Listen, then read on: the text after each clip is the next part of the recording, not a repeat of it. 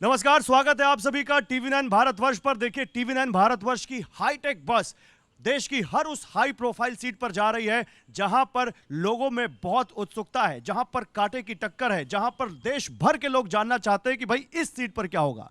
और ऐसी ही एक हाई प्रोफाइल सीट है बिहार की सारण, जहां पर इस वक्त हम मौजूद हैं और हमारे साथ एक और खास मेहमान है, राजीव प्रताप रूडी जी हैं बीजेपी की तरफ से। सर, बहुत बहुत स्वागत आपका टीवी9 भारतवर्ष पर।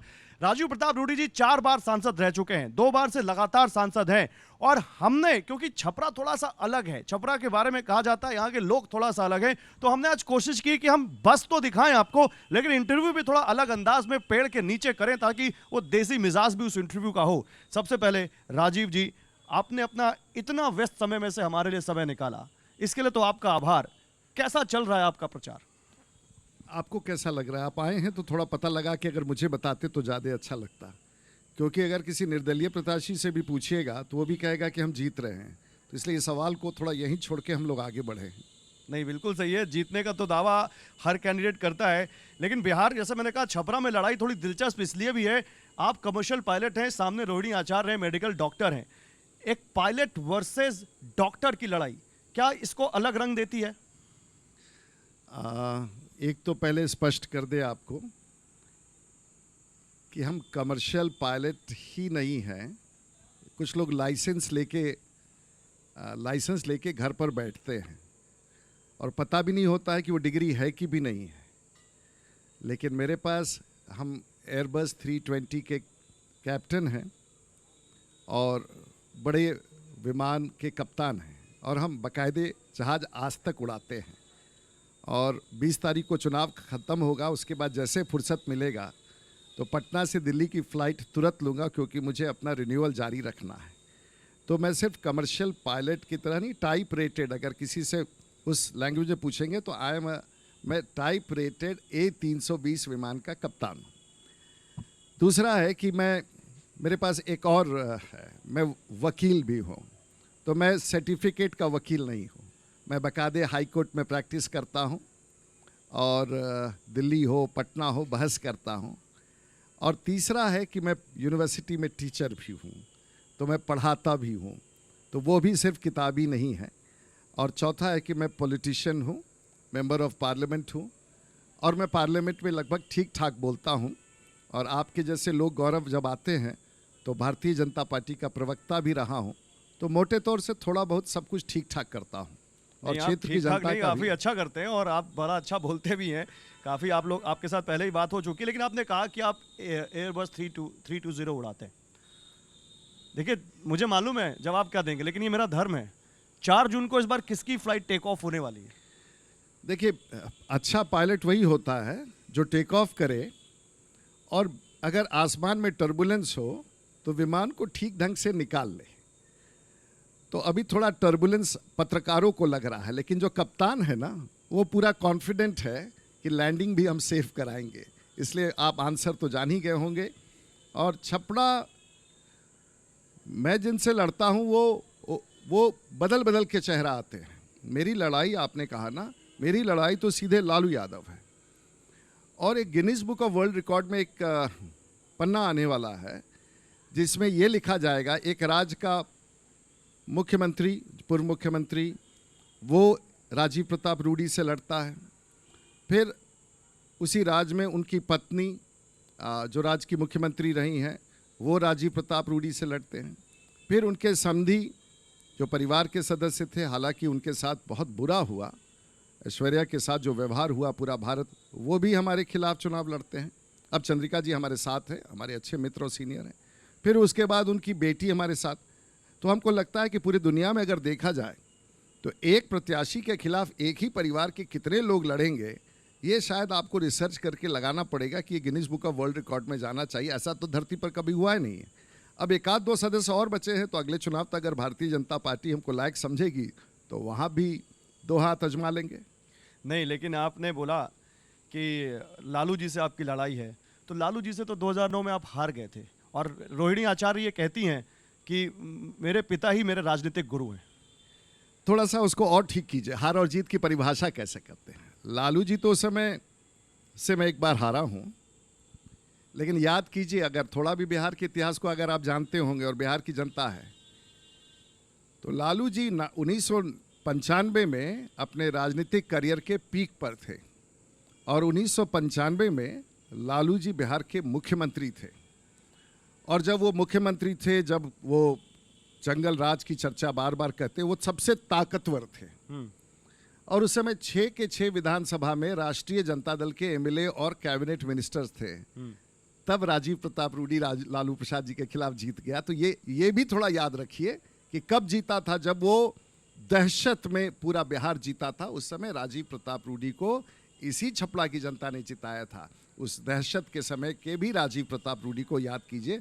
अब तो मेरे राजनीतिक जीवन का ये 40वां वर्ष है और तो मैं बहुत लंबा यात्रा, और छपड़ा की जनता तो ऐसी महान जनता है, मैं तो हमेशा ऋणी रहूँगा इनका। कैसे मुझे हर बार हथेली पर रख के, डांट के, फटकार के, गुस्सा करके, प्यार करके, आशीर्वाद दे के जिंदा रखा है राजनीति में।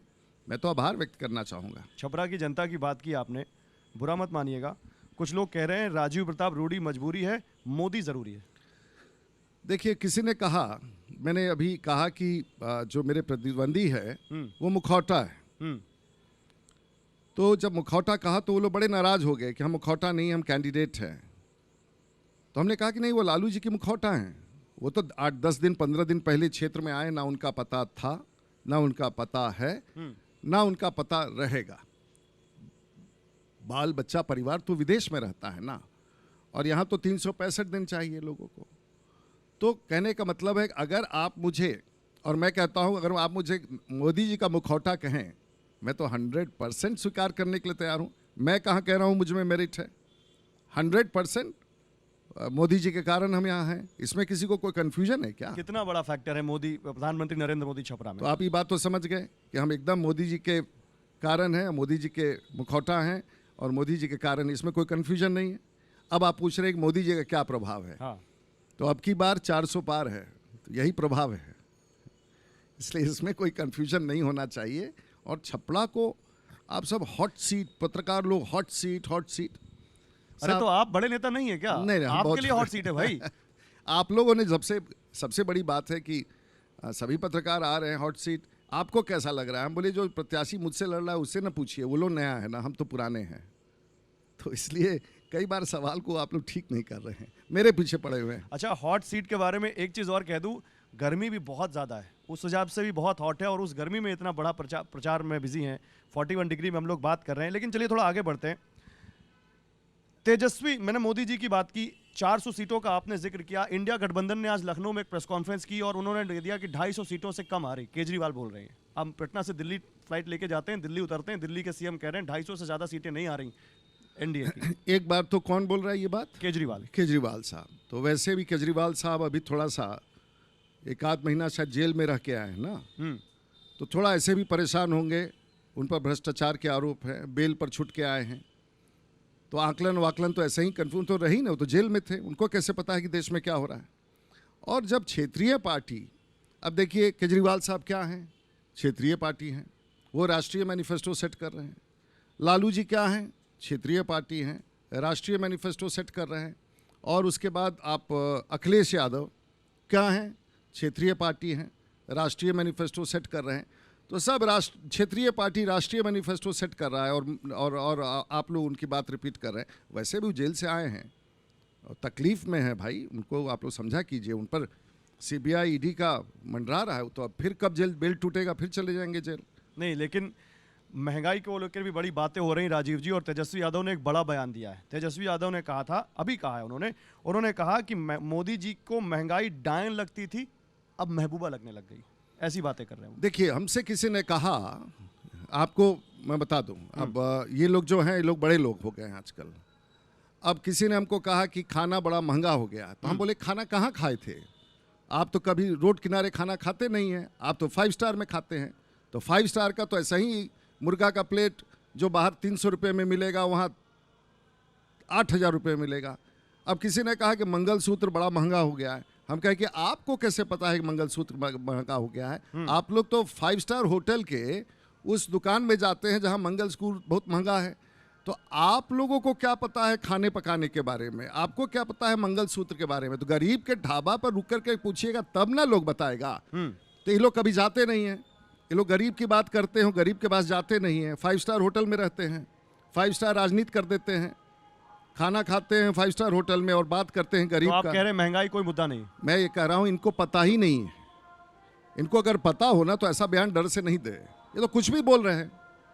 इसलिए महंगाई कोई मुद्दा नहीं है, और अगर महंगाई मुद्दा है तो देश की सरकार, कई सारे कारण होते हैं, अब उतना तो ज्ञान तो है नहीं इन लोग को, कई सारे कारण होते हैं। महंगाई हमेशा, आज भी inflation index, consumer inflation index बहुत नियंत्रण में है, लेकिन ये सब बात बोलेंगे तो उनको समझ में नहीं आएगा, काहे के लिए अभी कंफ्यूज कर रहे हैं। अच्छा, और बेरोजगारी? अब बेरोजगारी के बारे में आपको क्या कहना है? क्या आंकड़े हैं आपको पता चल रहा है जिससे बेरोजगारी आपको लग रहा है? नहीं, मैं इसलिए पूछ रहा या हूँ वो क्योंकि देखिए, विपक्ष बार बार बेरोजगारी पे आप लोगों को, मैं आपको बता देता हूँ, बेरोजगारी पे नहीं, मैं उसमें एक चीज जोड़ना कटघरे चाहता में हूँ। खड़ा बेरोजगारी ये तो हर बार का मुद्दा रहता है ना। जो विपक्ष में चला जाता है वो महंगाई की बात करता है, जो बेरोजगारी। हमने तो देश भर में ऐसा निवेश किया है, देश भर को ऐसा चलाया है कि आज पूरा भारत का नौजवान नरेंद्र मोदी के साथ चल रहा है। परिणाम देखिएगा आप 4 तारीख को। इसलिए विपक्ष में चले जाते हैं तब बेरोजगारी की बात करते हैं, महंगाई की बात कर रहे हैं। उनसे पूछा जाएगी कैसे कैलकुलेट किए, बस हमारा मैनिफेस्टो है। नहीं तो मैं एक आपको, तो बड़ा खासियत क्या है, जितने रीजनल पार्टी हैं हाँ, वो राष्ट्रीय मैनिफेस्टो जारी करते हैं। अब राष्ट्रीय जनता दल बिहार में है, एक भी सांसद उनका लोकसभा में नहीं है, और उनका मैनिफेस्टो क्या है, नेशनल है। अब इससे ज़्यादा हास्यास्पद क्या हो सकता है? Regional parties issuing national manifesto, और देश में महंगाई बढ़ी। अपने यहाँ तो पता ही नहीं है उनको क्या हो रहा है, तो देश की बात करते हैं लोग। नहीं, लेकिन उन्होंने, जैसा आपने कहा ना कि ये जो बेरोजगारी पर क्या आंकड़े हैं, तेजस्वी का एक पोस्ट है, वो कह रहे हैं प्रधानमंत्री मोदी जी को साल भर पंचायत से लेकर नगर निगम चुनावों और टीवी पर प्रचार से अगर फुर्सत मिले तो देश के करोड़ों बेरोजगार युवाओं से औचक एवं नैसर्गिक संवाद करना चाहिए, तब उनको ज्ञात होगा कि बेरोजगार युवक कितनी कठिनाई से गुजर रहे हैं। हमको लगता है ना, उन्होंने एक लाइन और लिखी, ये भी मैं पढ़ तेजस्वी देता जी हूं। को सबसे पहले तो आ करके अपने पिताजी, अपने माताजी के साथ यहाँ घूमना चाहिए। धूप में छोड़ दिए हैं छपड़ा में, गजब हाल बाल बच्चों लोगों का है, तेजस्वी जी का, उन लोग के परिवार का। एक तो बाल बच्चा टिकट जबरदस्ती ले लेता है और उसके बाद मजबूर करता है कि हमको जिताइए। अब उनको जो इतना चिंता बेरोजगारी का सता रहा है तेजस्वी जी को और महंगाई का, तो सबसे पहले अपने माँ बाप का ख्याल करें।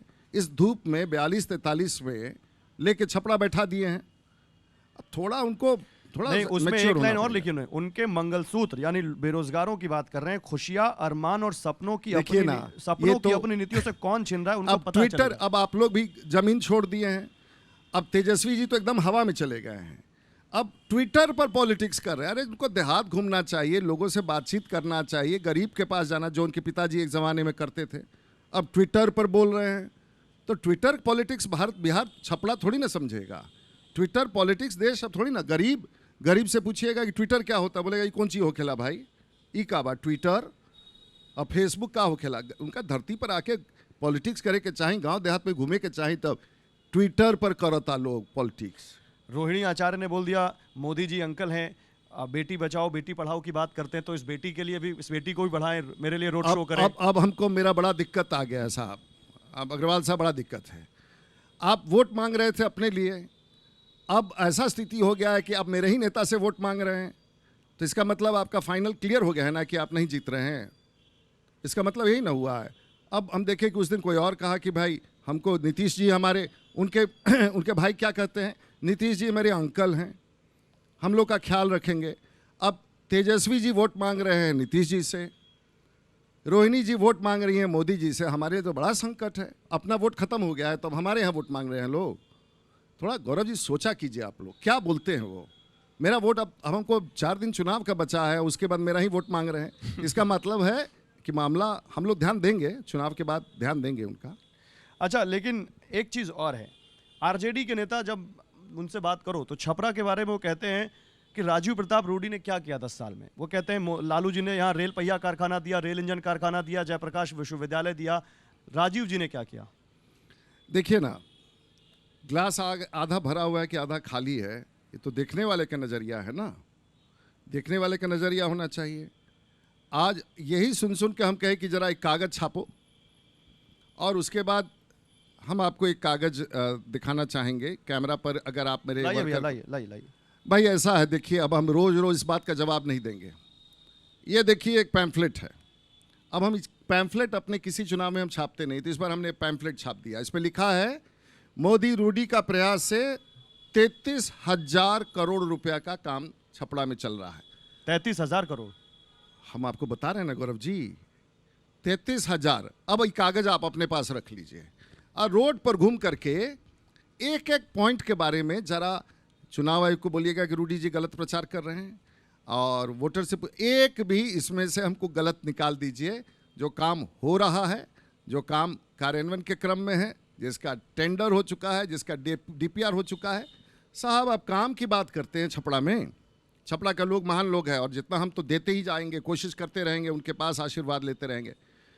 बाहर आप शहर में रहते हैं, आप कहाँ रहते हैं गौरव जी, जी? मैं नोएडा में रहता हूँ। नोएडा में आपके घर में पाइपलाइन से गैस है? जी बिल्कुल है। आपके यहाँ है, पटना में नहीं है, दिल्ली के बहुत सारे जगहों पर नहीं है, लेकिन सारण जिला के भारत का पहला जिला होने वाला है। बहुत सारा काम छोड़ देते हैं, भारत का पहला जिला होगा जिसके देहात में, उन्हा चक में, चौसिया में, दिगवारा में, गरखा में, कुदरबाधा में, गांव गांव तक पाइप बिछ रहा है। शहर की योजना थी, गांव गांव में रसोई का गैस घर घर पहुंच रहा है। 3 लाख। गंगा नदी पर अगर सबसे ज़्यादा पुल अगर भारतवर्ष में किसी जिला को जोड़ने के लिए बन रहा हो, चाहे जेपी सेतु के पैरेलल हो, चाहे वो दिगवारा शेरपुर हो, चाहे माझी हो, चाहे दरियारा के सामने गंडक पर पुल हो, या रेवा घाट पुल को हटा करके न, कहाँ क्या क्या पूछेंगे आप। आयुष्मान कार्ड हो, गांव गांव में गरीब का जा करके कार्ड बनवाना, 5 लाख का सुविधा देना, सिंचाई का, बिजली का। आप छपड़ा में घूम रहे हैं, एक भी शाम को आएंगे ना, आपके दर्शक आएंगे तो उनसे पूछिएगा कि आपके घर में स्टेबलाइजर है। सारण जिला के एक घर में बिजली के लिए, सामान के लिए आपको स्टेबलाइजर नहीं लगाना पड़ता है। यहाँ बिजली की गुणवत्ता हम लोगों ने इतनी अच्छी कर दी है, और जो पुराना होगा वही स्टेबलाइजर घर में होगा। ना एसी के लिए, ना फ्रिज के लिए, ना वॉशिंग मशीन के लिए, ना पंखा के लिए। आप वह कल शाम को पूछिएगा कि 6 महीना में, 8 महीना में, 10 महीना में आपका हाई वोल्टेज से कितना बल्ब फ्यूज़ किया, पूछ लीजिएगा। पहले था कि हर 30 दिन पर 30 बल्ब बदलना पड़ता था हाई वोल्टेज के लिए। ये सब बात विकास को, सवाल को पूछने का भी एक आप कहीं भी उठा लीजिए ना। नहीं, वो तो मैं पूछूंगा। गांव तक आपको राजीव जी, सड़क देखिए, डबल डेकर देखिए। आज मैं लोगों से पूछने ही आया हूँ, और पूछिएगा, लेकिन मैं इस बात को पूछूंगा। लेकिन मैं ये पूछना चाहता हूँ, आप अभी देहात के गांवों के नाम गिना रहे थे, आपने कह दिया लोग विदेश से चले आते हैं, छपरा के 4 गांवों के नाम बता दें जरा। अब छोड़िए ना, परीक्षा बड़ा कठिन हो जाएगा उन लोग के लिए। वो लोग 10-15 दिन पहले आया है, अपना 10-15 दिन के बाद चला जाएगा, तो काहे के लिए हमको बार बार तंग कर रहे हैं। वो लोग 10-15 दिन पहले आया है, थोड़ा दिन बाद फिर चला जाएगा। अब आधा लोग का तो चिंता उनका वोटर का ये है कि मान लीजिए हमको बीमार हो गए, और मान लीजिए हमको तबीयत खराब हो गया, एम्स पटना में दिखाना हो, तो पहले सिंगापुर का टिकट लेगा कि लोग एम्स से आएगा। तो देखिए दिक्कत बहुत है। अरे लेकिन वो तो कह रही है मैं बिहार की बेटी हूँ, अरे भाई, बिहार की राजनीति जानती हूँ। भाई उनका बैंक खाता कहाँ है? सिंगापुर में है। उनके परिवार के बाल बच्चा कहाँ है? तो सब लोग जो परिवार में रहता है जाएगा ना अपने गांव। उनका गांव यहाँ नहीं है ना। लालू जी छपरा के हैं। अब छपरा की बात करते, हमारा तो गांव अमनौर है, पंचायत अमनौर है, थाना अमनौर है, अनुमंडल मढ़ौड़ा है, जिला सारण है। बाकी लोग से पूछिए उनका पता कहाँ है। छपरा में तो पता नहीं है लोगों का, ना पहले पता था, ना आज पता है, ना पता रहेगा। थोड़ा छपरा से बाहर के नेशनल मुद्दों की बात करते हैं। अब आप छोड़ देते हैं, आप लोगों से जहां मेरा जवाब सुनते हैं आप इधर से उधर करते नहीं, बिल्कुल नहीं। आप लोगों से ये सवाल पूछा जा रहा है और विपक्ष पूछ रहा है, लालू जी पूछ रहे हैं 400 सीट क्यों चाहिए बीजेपी को। अच्छा, हमको 400 सीट चाहिए, तो आपको क्या प्रॉब्लम है? अजीब हालत है। हम अपना लक्ष्य तय करके हम जाएंगे, तो आपको क्या प्रॉब्लम भाई? अजीब हालत है विपक्ष का। नहीं, वो इसलिए कह रहे हैं क्योंकि बीजेपी संविधान बदलना चाहती है, आप पे आरोप लगा रहे हैं। ओहो, तो थोड़ा सा आप आपके माध्यम से 2-3 बात ये हम खोज ही रहे थे। एक तो जब लोग संविधान की बात करते हैं ना, पता नहीं संविधान ढंग से लिख पाएंगे कि नहीं, कभी पढ़ें, एक पन्ना खोलें कि नहीं, तो लोग कहते हैं, कुछ लालू जी एक दिन कहे संविधान पर भारी खतरा बा। अरे भाई, संविधान पर तो उस समय सबसे बड़ा खतरा था जब आप चारा घोटाला में जेल चले गए, संविधान पर उस समय सबसे बड़ा खतरा था कि जब आप जेल चले गए तो अपनी पत्नी को मुख्यमंत्री बना दिए। संविधान पर सबसे बड़ा खतरा तब था जब पटना में जब बच्चे बेटी का क्या होता है शादी हो रहा था, तो पटना का जितना लग्जूरियस शोरूम था गाड़ी का, वो गाड़ी उठा लिया जाता है। तो संविधान को खतरा सबसे पहले वही था। अब चले आइए आगे का खतरा कि तो अभी भी हमारे पास बहुमत है भारतीय जनता पार्टी का। जरा अगले बार पूछिएगा, जो आपसे बोले ना कि संविधान पर खतरा है, तो उससे पूछिएगा कि भारत का संविधान कितने बार बदला गया। आपको पता है? गौरव जी बताइए तो कितना बार बदला गया है? गौरव जी, भारत का संविधान 126 बार संशोधित हुआ है। तो इसलिए उनको कौन खतरा दिखाई देता है? और ना हम लोग दलितों का आरक्षण समाप्त करेंगे, ना अनुसूचित जाति, ना और हम लोग तो आरक्षण दे रहे हैं भाई। हम लोग तो महिलाओं का आरक्षण कर दिए पार्लियामेंट से। इसलिए कुछ बिल देना, तो फिर वो ये क्यों कह रहे हैं कि संविधान प्यारे पर खतरा है, देशवासियों सबसे ज्यादा उन्हीं का खतरा नहीं, है। वो ये कह रहे हैं प्यारे देशवासियों सतर्क और सावधान हो जाइए। बीजेपी आपका आरक्षण, देश का लोकतंत्र और संविधान खत्म करने पर तुल गया है। भाई, देश का संविधान नहीं रहेगा तो देश में अब लोकतंत्र आप नहीं रहेगा। ट्विटर से पढ़ पढ़ के तो अब स्थिति हो गई है लालू जी का और तेजस्वी जी का और राष्ट्रीय जनता दल, ये सब लोग ट्विटर पर पॉलिटिक्स करेंगे या जनता के बीच में है तो उन्हीं का बयान। बयान अब ट्विटर पर तो हम बता दिए ना, संविधान ऐसे ही बदल जाता है। और क्यों? हम बहुमत पर हैं। हम लोगों ने बहुमत का इस्तेमाल किया, 370 समाप्त किया। हिम्मत था किसी को पूरे भारतवर्ष में करने में 70 साल में? हम लोगों ने भगवान राम को अपने जन्म स्थल पर लाके बैठाया, किसी को हिम्मत था? हम लोग की आस्था है, हम लोग का प्रेम है, हम लोग धरती पर काम करते हैं। ट्रिपल तलाक सुप्रीम कोर्ट ने कहा था, कानून बना के लागू किया। भारतीय जनता पार्टी देश के प्रधानमंत्री जो अगले 40 साल के लिए फ्री कर दिया देश को इस सब डिबेट से। हमारा पॉलिटिकल लाइफ लगभग 34-35 साल का है। 12-14 साल हम भारतीय जनता पार्टी के प्रवक्ता थे। हर तीसरे शाम 370, राम जन्मभूमि, ट्रिपल तलाक, एक ही बार मोदी जी आए, सब सेटल कर दिया। अब आने वाली पीढ़ी को इसकी चर्चा ही नहीं कर। तो हम लोग राष्ट्रभक्त हैं, परिवार भक्त नहीं है, राष्ट्रभक्त है। देश, विकास, अंत्योदय, थोड़ा फर्क तो क्या आप राजीव प्रताप रूडी ये इस बयान को एंडोर्स करते हैं? हेमंता बिस्वा शर्मा ने कहा 300 सीटें आई तो हमने राम मंदिर बनवा दिया, 400 सीटें आएंगी तो कृष्ण जन्मभूमि और काशी का मंदिर बनवा देंगे। ऐसा हमने कहीं नहीं सुना है। अगर होगा तो वो तो उनका बयान है, हमने सुना नहीं है। अब हम लोग चुनाव लड़ेंगे, अब ट्विटर पर थोड़ी ना जाएंगे। नहीं, उनका बयान है भाई। हमको तो अपना चेहरा देखने का समय ही नहीं मिल रहा है। अब आप करें उनका बयान किस काम पढ़े? जनता कह रही है कि यहाँ पर धूप में खड़े हो जाओ, यहाँ पेड़ पर चढ़ जाओ, तो हम लोग पेड़ पर चढ़ने के लिए तैयार है। कह रहे हैं उसे हुड पर चढ़ जाओ, तो खड़े हो जाओ, रुक जाओ, सेल्फी का। इससे फुर्सत हो तब ना हम लोग कुछ करेंगे। तो अभी हम जनता के प्यार के बीच में हैं, और हम पहले भी थे, अभी भी हैं और आगे तो भी ये रहेंगे। खाली चुनाव में है कि 5 साल रहते हैं? क्योंकि कुछ लोगों ने कहा कि राजीव प्रताप रूडी तो 5 स्टार नेता है। हाँ हैं, हमारे जिला का रोड 5 स्टार है, हमारे जिला में बिजली 5 स्टार है, हमारे यहाँ पुल जो निर्माण हो रहा है वो 5 स्टार है, हमारे यहाँ गांव-गांव में गैस पाइपलाइन पहुँच रहा है वो 5 स्टार है। हम तो काम 5 स्टार करते हैं। यहाँ तो देहात का आदमी टीवी खरीदने जाता है, पहला तनख्वाह मिलता है तो दुकानदार उसको कहता है कि भाई ये 5 स्टार है। हाँ, तो सामान खरीदने जाते हैं 5 स्टार खोजते हैं। तो नेता 5 स्टार आपका हो तो क्या तकलीफ है भाई? तो नेता 5 स्टार में रहेगा, जनता के बीच रहेगा? रहेगा नहीं, कैटेगराइज कीजिए। जो आदमी देश और दुनिया देखता है WTO में। अब लालू जी से पूछिएगा WTO क्या होता है, पूछिए जरा जाके शाम को कि WTO क्या होता है। तो जो आदमी WTO के कॉन्फ्रेंस अटेंड करता हो, क्लाइमेट चेंज करता हो, तो उनसे पूछिएगा व्हाट इज क्लाइमेट चेंज। तो कहने का मतलब है जो थोड़ा पढ़ लिख लेना। हम तो अंग्रेजी भी बोलते हैं, भोजपुरी बोलते हैं। बार-बार लालू जी का नाम ले रहे हैं। लालू जी लड़ाई ही उन्हीं से नहीं, तो लालू जी के समर्थक ये कहते हैं कि लालू जी ने कुछ किया हो ना किया हो, लालू जी ने बिहार के पिछड़ों, दलितों, गरीबों को उत्थान किया उनका। अब तो उन्हीं से पूछ लीजिएगा, गरीब लोग से पूछिएगा, हमसे क्या पूछिएगा। जान ले लिया है लोग। सामंती अगर सबसे बड़ा है तो लालू जी की पार्टी सामंतवाद का प्रतीक है बिहार में, और हर गरीब डरता है उनके समर्थक से। आपने देखा कल क्या हुआ है? सोशल मीडिया पर जाइएगा, आपको नहीं मिला है किस तरह से हरा मुरेठा बांध करके सवर्णों को गाली दे रहे हैं, ब्रह्मऋषि समाज के लोगों को गाली दे रहे हैं, किस तरह से सबको गाली दे रहे हैं। गांव-गांव डरता है राष्ट्रीय जनता दल के कार्यकर्ता से, दहशत है। उन्होंने बहुत ठगी की है गरीबों के साथ, और दहशत है पूरे जिला में। और उसका दहशत से लड़ने वाला राजीव प्रताप रूडी का समर्थन इसीलिए है कि उस दहशत से वो लड़ता रहा है और लड़ता रहेगा। ज्यादा समय नहीं लूंगा, एक दो सवाल और। तेजस्वी यादव ने कहा ये लोग मंदिर मंगलसूत्र पे बात करते हैं, हमारे पास लाओ, हम इनको नौकरी देना सिखा देंगे। जॉब शो है अब देखिए ना, अब तो हम नहीं जानते हैं नौकरी कैसे देता है लोग। रेलवे का नौकरी दिए उसमें भी जेल चले गए, रेलवे का नौकरी दिए जेल चले गए।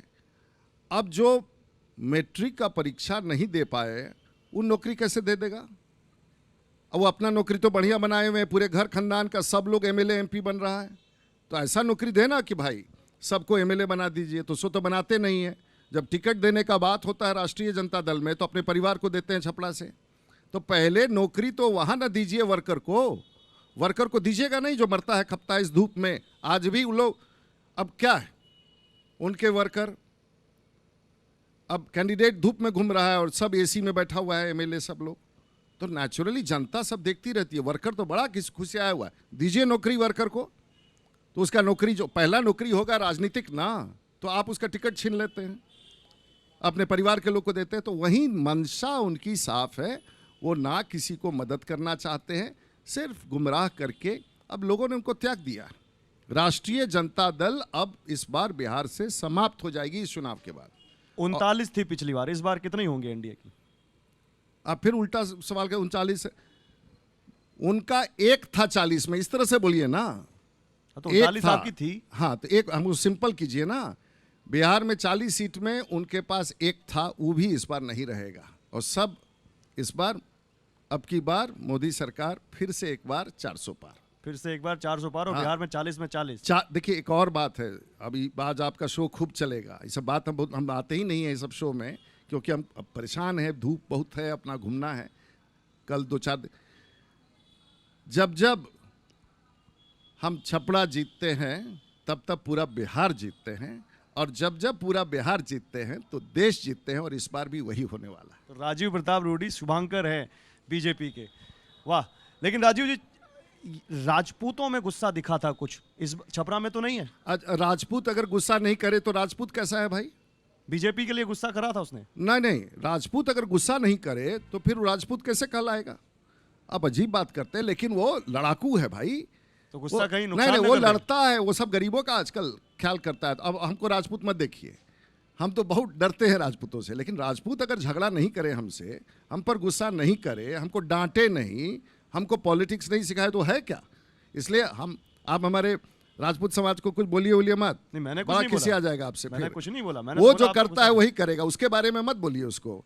और वो जब खिसियाएगा नहीं तो कैसे कहलाएगा? क्यों? हम तो एकदम रोज सुनते हैं, अभी भी सुनते हैं, 40 साल के बाद आप रोज। सुना रहे हैं आपको? अरे वो तो एकदम नहीं सुनाएगा तो वोटवे नहीं देगा। वो जितना डांटेगा हमको, जितना हड़काएगा, उतना ही मजबूती से काम करेगा। इसलिए हम मना रहे हैं कि हमको और डांटिए आप लोग। अच्छा, लेकिन आजकल डांटना भी बंद कर दिया नहीं है डांट रहे हैं लोग। आपको? आजकल सब छोड़ दिया, कहा है कि इसको जब चलने दीजिए थोड़ा दिन और। राजीव प्रताप जीतेंगे तो छपरा के लिए उनका टारगेट क्या है अगला? भैया हम पहला बार का कैंडिडेट हैं कि अब हम आज से लिखना शुरू करेंगे कि हम जीतेंगे तो क्या करेंगे। हम करते ही रह रहे हैं। एजेंडा 33,000 करोड़ का चल रहा है, अगले बार आइएगा तो 60,000 करोड़ का एजेंडा दे देंगे। अब बताइए क्या करेंगे? हम बंद थोड़ी ना कर दिए हैं। अभी भी हम चुनाव के समय रोड कहाँ ढलाई हो रहा है वो भी नोट कर रहे हैं, तार का खंभा कहाँ ढीला है वो भी नोट कर रहे हैं, कहाँ कोई डका रहा है वो भी इसलिए कि हमको पता है कि क्षेत्र की जनता हम पर विश्वास करती है। हम चलेंगे, आगे भी चलेंगे। तो आप 33,000 का बता रहे हैं, तो आप मुझे आगे क्या कीजिए? अभी खत्म कहाँ हुआ है? अभी तो शुरू हुआ है। नहीं तो खत्म तो कभी करना पड़ेगा ना। नहीं, अपने जीवन में छपरा की जनता का सेवा मैं कभी नहीं खत्म करूंगा, मरते दम तक नहीं करूंगा। अब बताइए आगे। बहुत अच्छा लगा आपसे बात करके राजीव जी, अपना कीमती वक्त आपने हमें दिया। राजीव प्रताप रूडी बीजेपी के कैंडिडेट, और यहाँ से 2 बार अभी लगातार सांसद हैं, 2 बार इससे पहले सांसद रह चुके हैं, और कह रहे हैं 2 बार राज्यसभा में भी रह चुके हैं। 2 बार राज्यसभा में रह चुके हैं, सुनिए, केंद्रीय मंत्री भी रह चुके हैं, उसके बाद पहली बार हम विधायक भी रह चुके हैं। विधायक भी रह चुके हैं। क्या बात है। लंबा राजनीतिक करियर है, 40 साल का लगभग, और ये कह रहे हैं कि लड़ाई रोहिणी आचार्य से नहीं, लालू प्रसाद यादव से है सीधे।